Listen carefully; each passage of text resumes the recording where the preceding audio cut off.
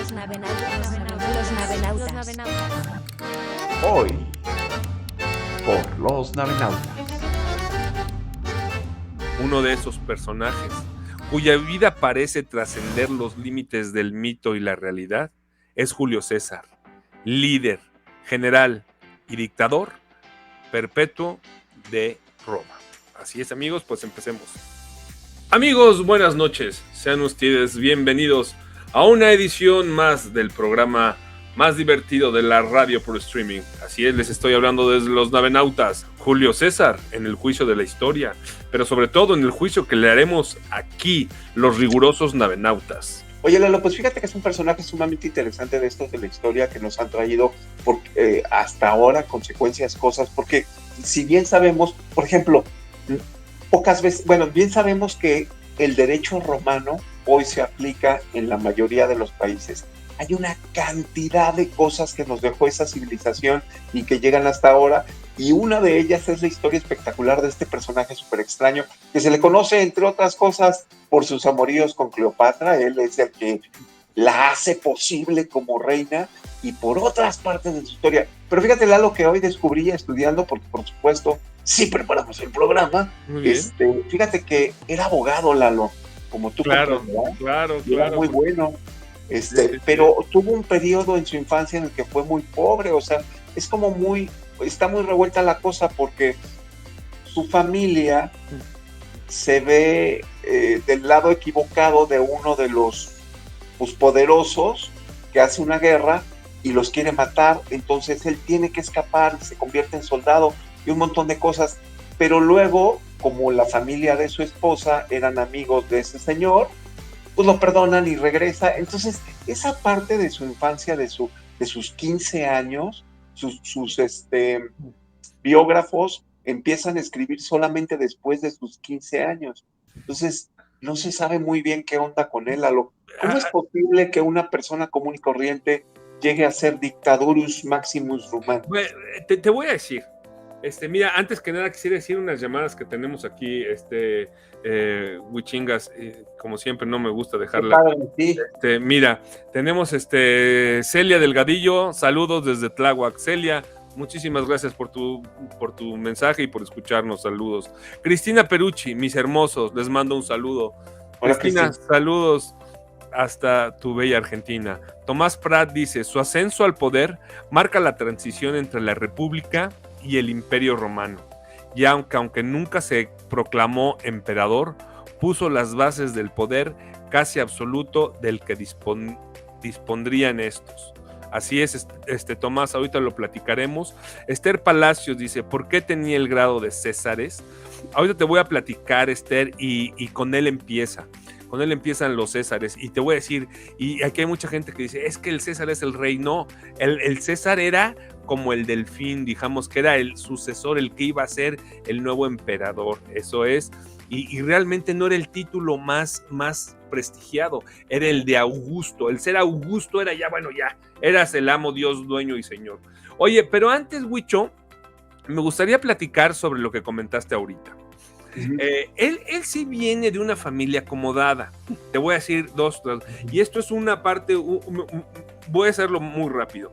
Su papá también se llamaba Cayo Julio César, y tenía un tío que se llamaba Mario, Cayo Mario. Su papá era Julio César, su tío era Cayo Mario. Cayo Mario era un héroe, era el Capitán América de Roma de su época.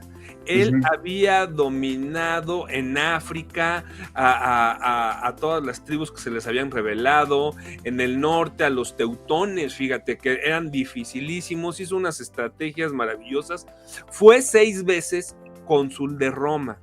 Ser cónsul en esa época no era como ahora tenemos el concepto de cónsul. El concepto de cónsul era como digamos que el general en jefe de todas las legiones. Y su tío fue 6 veces cónsul de Roma. Creo que nadie ha sido tantas veces cónsul de Roma. Julio César, pero Julio César Chávez. No. Ah, bueno, ese tuvo, además. Oye, y te voy a platicar algo interesante. Exactamente, habían dos bandos en el Senado. los optimates, que los optimates eran los burgueses, los que se quedaban con todas las tierras, los esclavos, los tesoros de todas las conquistas de Roma. Y había otros que eran los del pueblo, los populus. Y los populus siempre querían, decían, oye, queremos que nos repartan las ganancias, que nos repartan las tierras, los tesoros. O sea, somos un imperio y solo se quedan los senadores con él. Y además tenían muchas provincias que no tenían ni voz ni voto de las cosas que el Senado, de las decisiones que el Senado tomaba en lugares donde el Senado no conocía y donde ellos vivían, tomaban las decisiones otros que ni vivían ahí. Entonces, esa página como por aquí. Ah, exacto. Entonces la familia de Julio César se va más por los, y su tío Cayo Mario se va por los populus. Entonces aquí al tío le matan a unos a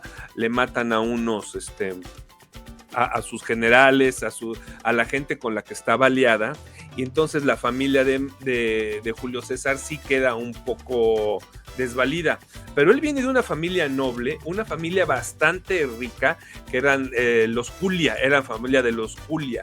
Entonces sí tenían unos descalabros, pero sí venía de buena familia. Entonces a lo mejor eso que leí se refiere a ese periodo en el que está que derrotan al tío, esos problemas con Cracio. Exactamente, no, te voy a decir, ¿con qué? Pero se recupera cierta. Oye, Lalo, pues sí, muy interesante. Ahora, él era un abogado, entiendo, muy exitoso, le iba bien, muy picudo, como tú, comprenderás. Gracias. Y de repente empieza a tomar cargos públicos. Aquí algunas de las cosas, bueno, los navenautas, aquí te valen todas las voces, no patrocinamos a ningún romano. Y fíjate, Lalo, que parte del lado oscuro es que él empieza a través de mordidas y a través de dinero chueco, empieza a hacer campañas para hacer buenas obras que le permitan lucirse con la gente, impresionar al populus, obtener nuevos votos, subir de puesto, sobornar gente más arriba, pedir dinero más abajo, por todos lados, y así va subiendo de puesto a través de sobornos. Pero cuando llega suficientemente alto, me estoy adelantando un poco, pero antes de su triunvirato, él ya está tremendamente endeudado con toda la gente a la que le ha pedido la famosísima Mordidus. La Mordidus Maximus. Oye. Pero entonces, esto yo sé que no se trata de ensuciar el buen nombre de alguien, pero tú lo has estudiado a fondo. Mira, una llamada rápido. Guadalupe Flores dice, saludos desde Tláhuac, muy interesante como siempre. Guadalupe, muchas gracias. Te voy a decir, él sí era abogado, él era abogado muy joven. El que le da en la torre a su familia y a su tío es un cuate de apellido Dolabella.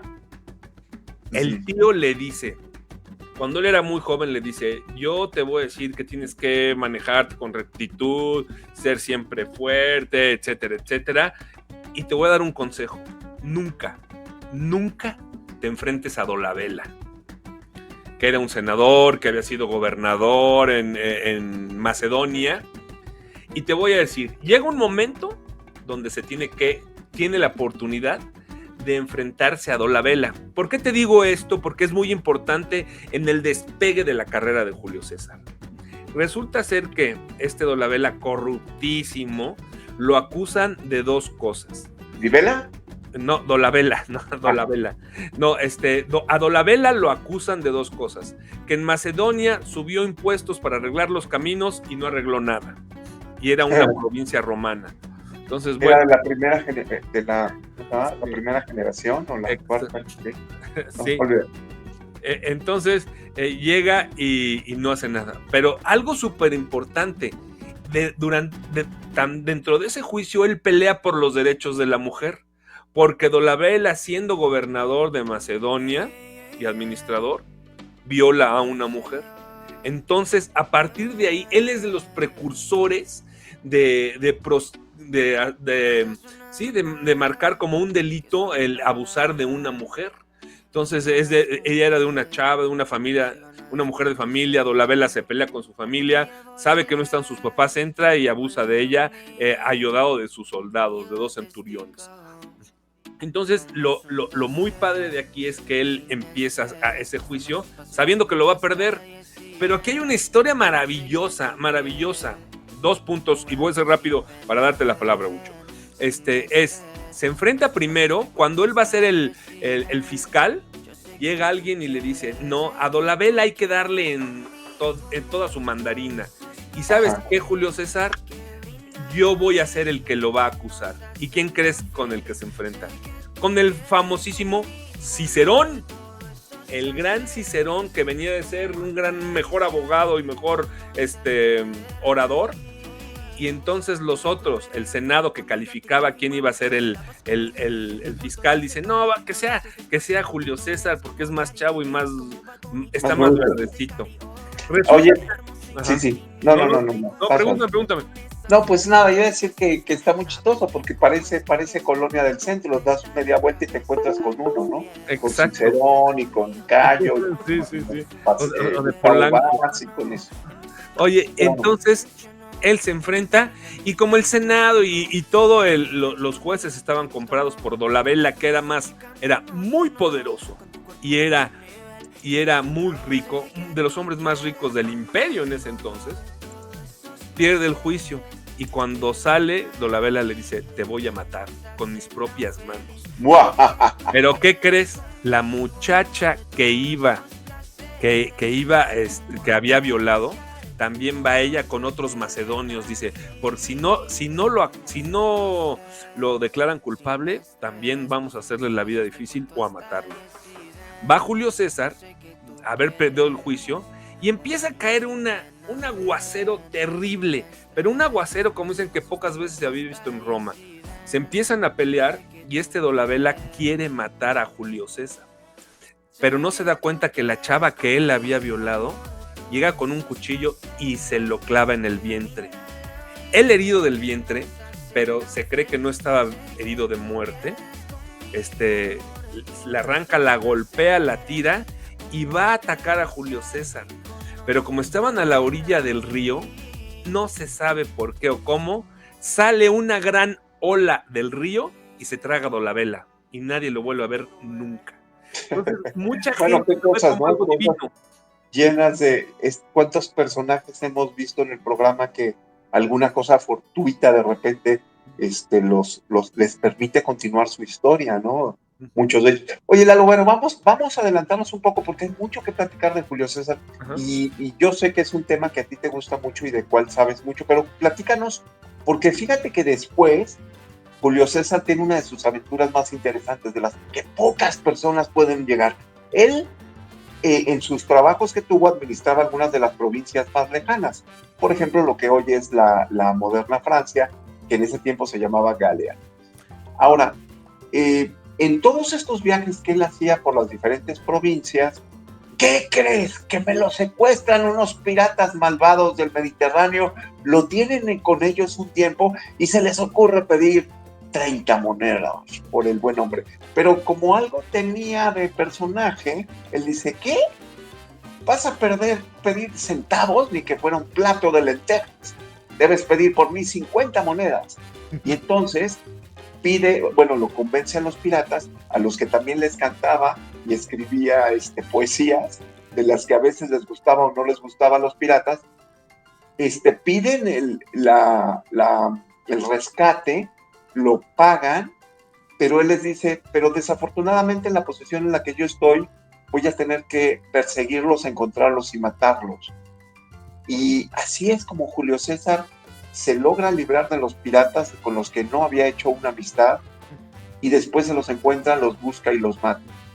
Estos eran los orígenes, justo cuando estaba empezando a emerger Julio César, sí, claro, que definitivamente se ve que era un tipo que tenía una gran capacidad para la oratoria, para el manejo de leyes y para sobrevivir situaciones peliagudas.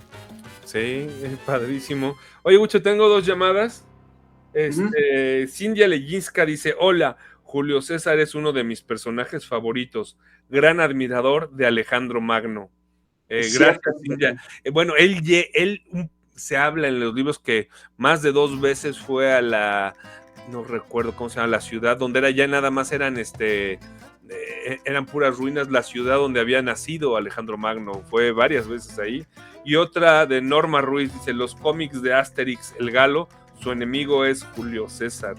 Muchas gracias, Norma, por la... Claro, porque Julio César está haciendo campañas en esta región. La Galia. Encuentra a los habitantes de la región que son verdaderamente testarudos, valga la redundancia, y sí, los galos realmente son los enemigos, o uno de los enemigos que nunca se dejan conquistar del malvado brazo de la Roma, representada por ese joven Julio César. Oye, aquí también tenemos otra llamada que dice Ricardo Zamudio, dice, Julio César fue el primero junto con Pompeyo y Craso que formaron un triunvirato. Gracias, Ricardo Zamudio, así es. Y de hecho, la persecución que él hace a Pompeyo, ya cuando lo quieren traicionar, cuando se pelea, es lo que lo lleva a Cleopatra. Pero yo me quería regresar un poquito antes a algo que dijiste, Huicho, que a través de sobornos, de mordidas y todo lo que dio, sí lo comprometió, eso estuvo comprometido mucho, pero a él le toca una época corrupta. Una época tan corrupta que haz de cuenta decían, oye, ¿sabes qué? Los pópulos e incluso los optimades, si ponían entre ellos un candidato a senador que no les convenía, lo mataban. Tú puedes ir a ver ahorita a cualquier municipio, si hay cuántos candidatos no hay asesinados en México, ¿no? Bueno. O sea, estamos ahorita, le tocó una época súper corrupta y muy sangrienta. Tú ibas y ganabas un juicio a un ricachón y salías muy feliz de que le habías agarrado el juicio, y en una plaza pública llegaban sicarios y te mataban a puros garrotazos. Entonces, no había justicia. La justicia era de los ricos y de los senadores, nada más, ¿no? Y de los poderosos, ¿no? Uh-huh. Oye, ¿qué más, Gucho? A ver, tú platica. No, pues, muy terrible esa situación que dices, pero es muy interesante su ascenso. Uh-huh. Su ascenso realmente veloz. Él asciende de ser gobernador de provincias de segunda, uh-huh, abogado exitoso, pero para sí mismo, a ser uno de los 3 del triunvirato que ya nos comentaban, en 10 años, Lalo, solamente en 10 años logra este ascenso. Oye, te voy a decir algo que se me pasó a decir al principio. ¿Por qué se llama César? No sé si se acuerden que cuando hicimos el programa de Calígula, de Calígula, aquí en esa época se utilizaba mucho llamar o nombrar a los grandes guerreros o a los grandes generales de acuerdo a sus grandes victorias. El que ganó en África le decían el Africanus, al papá de Calígula le decían Tedescus, porque había ganado, no era Tedescus, bueno, había ganado Germanicus, porque había ganado lo que era es Alemania. Y no sé si se acuerdan que les dije que a Calígula le decían Calígula porque desde chiquito su papá lo vistió como guerrero, como centurión, y traía sus chanclas, y las chanclas se llaman Caligulae. Entonces Calígula era y de ahí derivó a Calígula, que era el chanclas. Pues, ¿qué crees? Sí, que eso está padrísimo. Oye, y otro dato que no tiene nada que ver, porque además no pasa ni siquiera en el mismo tiempo ni en el mismo país, pero la ensalada César se inventa en Tijuana, Lalo. La inventa, entiendo, un médico o veterinario en Tijuana. No me sé bien la historia, pero la ensalada César no tiene nada que ver con César. Así que usted ve una película de los tiempos romanos y se sirven ensalada César. Mentira. Para verse muy romanos, es porque la hizo alguien de Hollywood. Oye, pero mi tema sobre su nombre de César no termina todavía. Resulta ser que César, mucha gente dice que viene de Cesare, de Caesus, que es cesárea, de un antepasado de él que nació a través de una cesárea. Ajá. ¿Qué pasa? Ahí sí habían cesáreas, pero si te hacían una cesárea, la mamá se moría. Entonces, sí, cuando habían cesáreas, la mamá se moría. Pero realmente viene de cechare, que quiere decir greñas. Greñas. Entonces, Julio César era Cayo Julio el Greñas. Julio el Greñas. Oye, tengo otra llamada aquí de nuestro queridísimo amigo Tomás Prat dice: cuando Julio César regresa de la guerra de las Galias, se presenta una guerra civil, y es cuando de rebote conoce a Cleopatra, que también tenía un conflicto con su hermano Ptolomeo. Tomás. Oye, ese está muy padre, muy importante como siempre, pero yo quisiera, porque eso pasa antes del triunvirato, yo quisiera que nos platiques, Lalo, cómo llega Julio César de ser este cuate que peleaba al triunvirato, porque este triunvirato deciden los romanos, pues no vamos a tener solamente un tipo, un jefe, un dictador, que después se convertiría en dictador, pero vamos a tener 3 personas para que no se peleen entre ellos, y ponen a Craso, que muere tragando oro líquido, el conocido Craso error, a el otro señor, que el Pompeyo, y Julio César. Son 3 los que gobiernan el Imperio Romano, y eso sucede antes de que se vaya a perseguir a Pompeyo, porque se pelean los 3, uno tiene su ejército privado, Pompeyo era muy rico, Pompeyo se refugia en Egipto. Pero ¿cómo llega una persona común y corriente a ser parte del triunvirato? Ahorita te voy a platicar. Antes que nada, déjame decirte esta llamada de Susana Salinas. Dice: Julio César llegó a cambiar el calendario, muy bien, adaptándolo al año solar, y estableció en los presentes los 365 días, y llegó a intercalar 2 meses entre noviembre y diciembre. Sí, así es. Muchísimas gracias, Leonardo. Esa llamada también, que es muy importante, si no me equivoco, es de las cosas que él aprende en Egipto. Entonces él regresa a Roma con todo este tipo de cosas que le había impactado tanto a Egipto, que le había impresionado, y regresa y dice: ¿qué creen? Ahora vamos a hacer esto, y que eran cosas que había aprendido en Egipto. Y esa es una de las cosas que tampoco les empieza a gustar o a caer también a los romanos, que terminarían en su muerte. Pero, ¿qué pasa antes del triunvirato? Bueno, te voy a decir, ahí empieza a haber muchas luchas de poder, y lo tratan de dividir. Te voy a decir, aquí, bueno, y después de esto surge la figura del dictador. Ahorita te la voy a platicar. Resulta ser que se dividen las zonas, y esto es justamente como nos decía ahorita, aquí nos decía Tomás Prat. Él lo mandan a las Galias, pero en eso él hace unas incursiones. Él se va a las Galias como cónsul, que ya llevaba unas legiones, no recuerdo cuántas legiones llevaba, pero expandió el territorio romano, por eso Asterix lo odiaba, y aumentó por esto su popularidad y poder. Aquí el que tenía el poder del ejército, por eso se peleaba mucho el ejército, y por eso desde chiquito querías que tu hijo fuera militar, para poder tener un poder político, ¿no? Él conquista las Galias, y fíjate que hay el río Rubicón. Él cruza el río Rubicón, que es digamos que la frontera sur de su provincia asignada, y esto lo llega a ver Pompeyo como una agresión, como una afrenta muy grave. Sí, por supuesto, porque por la historia romana, es decir, ellos no entraban con su propio ejército a Roma, y el río Rubicón era el límite. Entonces, si cualquier cuate que maneja ejércitos se atreve a cruzar el Rubicón, es que no trae buenas intenciones. Exactamente. Julio César no traía buenas intenciones. Bueno, él iba por todas las canicas. Pero déjame decirte, yo estoy leyendo un libro que aquí de más de 700 páginas, que se llama Roma soy yo. Okay. Él desde chico, y su familia, es de Santiago Posteguillo, se los recomiendo, buenísimo. Desde chico, él y su familia sí querían el bien de Roma. Te lo juro que ellos no eran, bueno, claro, te lo juro, de acuerdo a lo que he leído, ellos buscaban, obviamente, el bien personal, pero sí buscaban el bien de Roma, un bien claro. No tanto en lo personal. Claro, ya eran una familia rica y poderosa, ¿no? Bueno, es que no hay dictador malo, Lalo, que también lo hemos visto en la historia, cómo empiezan con buenas intenciones. Porfirio Díaz es un gran ejemplo, ¿no? Te voy a decir, los dictadores se dan en Roma. ¿Por qué? Y siempre eran temporales, porque había momentos en los que no se ponían de acuerdo, y decían, a ver, vamos a poner de dictador a este. ¿Y por qué dictador? Porque tú tienes que tomar las riendas y tomar las decisiones. Si no, nadie toma decisiones. Claro. Era un programa porque había un dictador, no recuerdo su nombre, que era un campesino.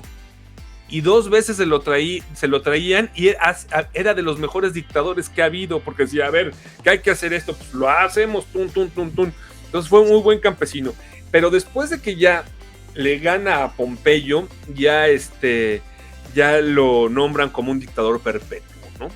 Y creo que hace buenas cosas. Entre sus reformas, como dicen, hace el calendario juliano, súper importante, reestructura la deuda y lo que él siempre quiso con su familia, hace una distribución de las tierras.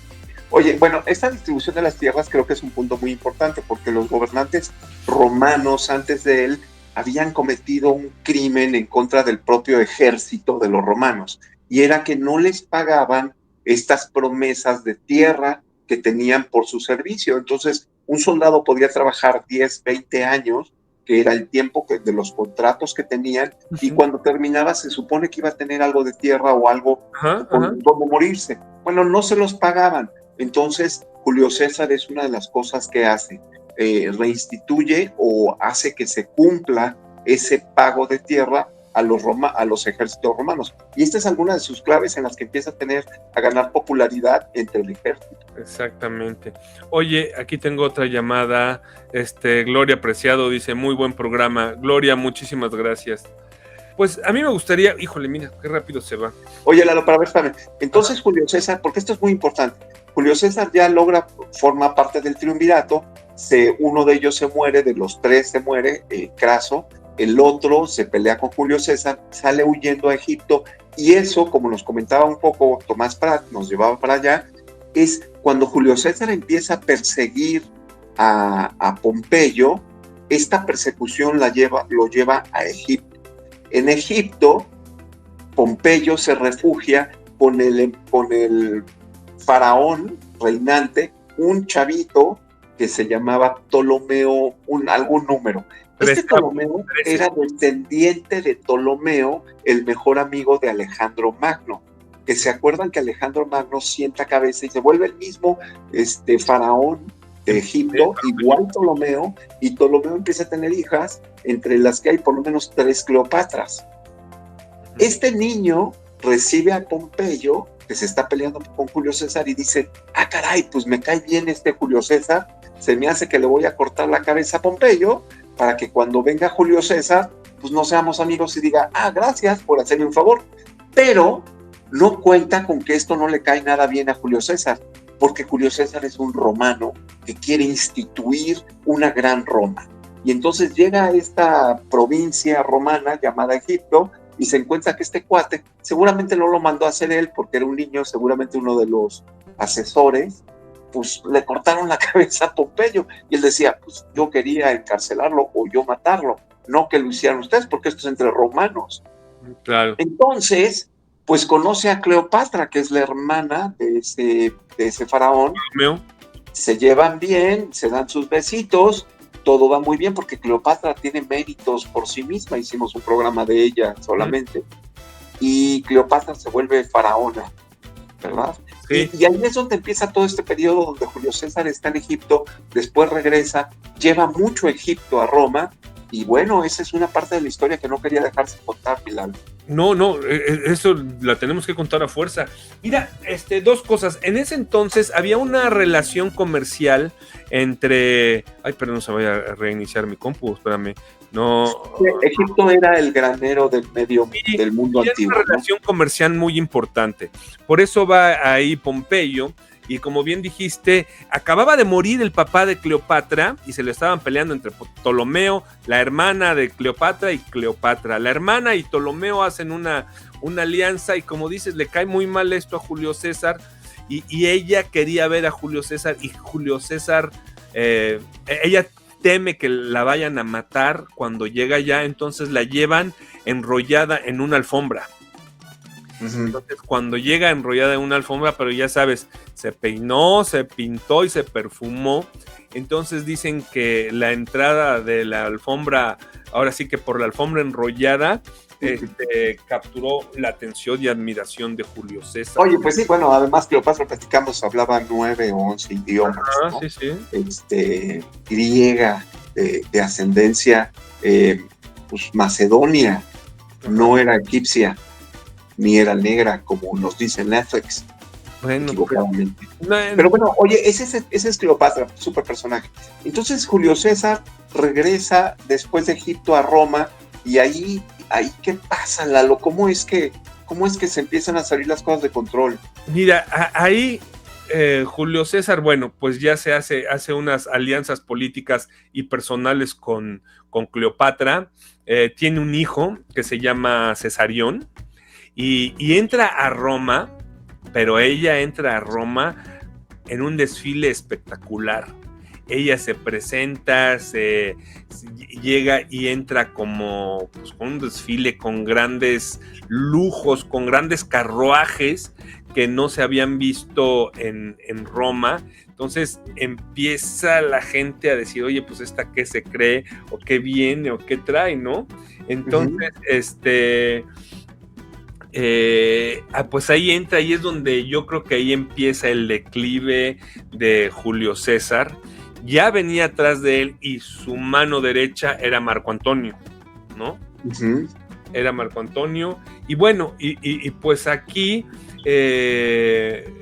Cesario lo nombran, y es una de las cosas que empieza a enojar a la gente. A ese Cesarión lo nombran como corregente y heredero de César. De una forma medio informal, porque Julio César ya tenía designado a su sucesor, que era su sobrino, ¿no?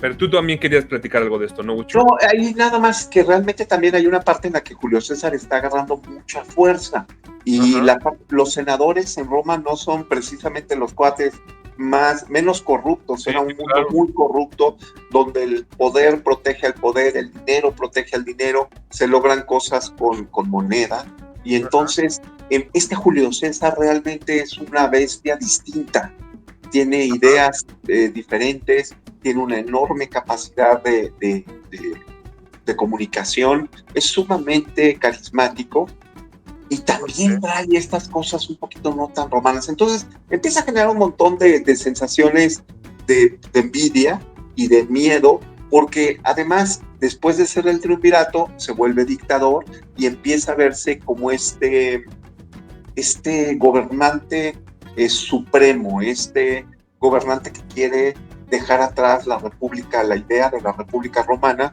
Y entonces, que los senadores se organizan. Uno de sus protegidos, sus mejores amigos, alguien que él quería mucho después de Marco Antonio, es Brutus, o Bruto. Bruto, ajá. Y del propio Bruto no se sabe cuál es su participación durante el asesinato, porque Julio César termina asesinado cuando se va a presentar al Senado, si no me equivoco, 15 de agosto. Por ahí fue. 15 de marzo. 15 de marzo. Y entonces él está subiendo las escalinatas al Senado, y los senadores lo asesinan. Tenían que hacerlo todos, porque si no, el que no lo hiciera iba a quedar como libre, digamos, y entonces se pusieron de acuerdo para todos hacerlo. Claro. Pero le tenían tanto miedo y tanta cosa a su personalidad, que dicen que muchas de las cortadas fueron superficiales. Entonces, los que lo atacaron fue con miedo y con esta no querer hacerlo. Y de Brutus, lo que se dice más es esta sorpresa tremenda que tiene Julio César de que Brutus hubiera participado en ese crimen. La leyenda dice que le dice, ¿eres tú, Brutus? Es tú, Brutus. Pero otros dicen que no hay evidencia de que lo haya dicho. Pero lo que sí, de cualquier forma, le sorprendería que su querido protegido participara. Lo que también no es cierto es que Brutus fuera brutalmente parte, o participara brutalmente Brutus en ese asesinato. Él más bien probablemente fue de los que no se atrevió a hacerle mucho.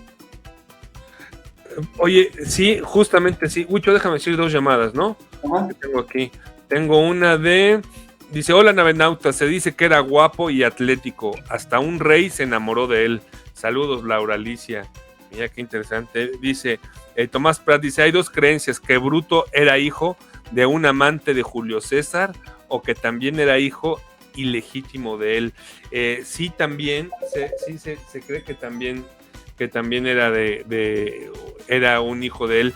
Se dice incluso que sí, que él no fue los que le hicieron un piquetito y no, que sí participó, indudablemente que sí participó, porque no tenía de otra, pero que fue de los que sí, incluso hay series y hay novelas donde Brutus prácticamente se va a luchar, a morir por el remordimiento de conciencia de Julio César. Él sí lo quería y lo quería mucho, pero que se vio. Sin embargo queda esta palabra de la brutalidad. Te viste bruto, qué bruto eres. Sí, ¿no? Claro. Oye, pero algo importante, él iba acompañado de Marco Antonio y resulta que mientras iba subiendo, unos otros senadores lo distrajeron porque sabían que iba a poder luchar contra... Y él, fíjate, como dicen todos los senados, él y Julio César pudieron haber hecho mucho daño a varios, se pudieron haber llevado a varios de corbata, pero por eso se llevaron a Marco Antonio, lo distrajeron, fíjate. Y por eso también era importante que no podían entrar al Senado con armas. Exactamente. No, nadie podía entrar con un cuchillo, con una espada, con lo fuera. Lo matan afuera y resulta que todos los senadores traían su cuchillo casero. Sí, traían su cuchillo. Qué terrible, Lalo. Pero ¿qué es lo que hace grande a Julio César en tu? ¿Qué es la obra? ¿Qué es lo que marca? Bueno, yo te voy a decir qué es lo grande que marca Julio César. Sí, llega a meter mucha paz en lo que es la relación de la división de clases sociales, los muy pobres, la clase media y los muy ricos. Él trata de hacer algo así y le funciona, expande el imperio, lo lleva hasta Egipto y además de eso, pues yo creo que realmente pagó mucha deuda, fíjate, había mucha deuda y hace una organización administrativa muy sana de las finanzas del Imperio Romano. Entonces, por eso está bastante tiempo, este tiempo, y sí tuvo batallas muy, muy importantes y que ganó mucho. Y te digo, le ayudó la estirpe, porque sí venía de una estirpe, o sea, no era de Populus, era... No. Ajá, no. Entonces, digamos que su legado podría ser la relación que fortaleció entre Roma y Egipto y la expansión del imperio, ¿no? Claro que cuando muere Julio César asesinado, Cleopatra trata de que su hijo suba al poder, etcétera, y mejor sale por patas, ¿no? Y es cuando se regresa a Egipto, tiene una relación con Marco Antonio, que ya hemos platicado, y es cuando ella se suicida, ¿no? Dice, para que no la quieran meter como esclava, porque la querían meter como una esclava, y es cuando decide quitarse la vida, ¿no? Y Julio César, fíjate que inteligentemente le deja y deja como heredero a un heredero adoptivo, pero era su sobrino, segundo o tercero, era de la familia de los Julia, a Octavio, que resulta ser que yo creo que es de los mejores, si no el mejor emperador que tuvo el Imperio Romano. Ya hablaremos de él. Él afina y crea lo que es la leyenda de la creación de la mitología romana, la perfecciona, desde cómo nacieron el estirpe desde el primero, desde Rómulo y Remo hasta él. Entonces está muy, muy curiosa Octavio, ¿no? Entonces, pues hasta aquí Julio César, yo creo que es un gran estratega, un gran político, alguien que sí trató de hacer algo por su pueblo, pero yo creo que el poder llega a un momento donde te afecta y ya no ves claramente. ¿Qué opinas, Mucho? Pues nada, se nos fue mucho el tiempo. Padrísimo, Julio César, uno de los grandes personajes que teníamos que cubrir en el programa, una relación directa con la maravillosísima Cleopatra, como están unas pocas abuelitas también de Alejandro Magno, ¿verdad? Y es un personaje cuya vida y obra nos llega a nosotros hasta hoy, y así tendremos otros nuevos también. Oye, están a una abuelita de Jesucristo. Están a una abuelita de Jesucristo. Están a una abuelita de Jesucristo. Sí. Oye, Lalo, pues nada, pues, ¿qué sigue? Oye, rapidísimo, no, tenemos otra llamada. Rodrigo Álvarez dice, estupendo programa. Muchas gracias. Gracias. Gracias, Rodrigo. Oye, creo que sí dije esta, ¿no? De Tomás Prat. Hay dos creencias de que Bruto y sí. Gracias. ¿De Gloria Preciado, sí dijiste? Sí, Gloria Preciado, sí. Muy buen programa, muchas gracias. ¿De Víctor? No, les recomiendo una película de hace muchos años, incluso actúa Marlon Brando, obvio, sobre la vida de Julio César. Saludos desde Juan del Río. Víctor, muchas gracias. Lourdes Flores, tomando en cuenta que Julio César tenía 20 años cuando conoció a Cleopatra. Muchas gracias. Bueno, ya no hablamos de que él sí era casado, él tenía una esposa, que desde que la esposa tenía 9 años la habían comprometido con él. Una historia formidable. Nos vemos, amigos. Pues nada, nos vemos ya pronto, el próximo martes, de 7 a 8 de la noche, con algún tema aquí histórico, fantástico y sensacional. Y el próximo martes ya sabremos quién es el campeón del Super Bowl. Y bueno, amigos, pues nos vemos, me voy. Espero no perder el número de teléfono y que nos llamen mucho la próxima semana. Lalo, un placer hacer el programa contigo como siempre, nuestros amigos en cabina también, pero sobre todo a ustedes que nos llamaron por teléfono, que nos escucharon y que están aquí. Gracias. Gracias, buenas noches, los navenautas.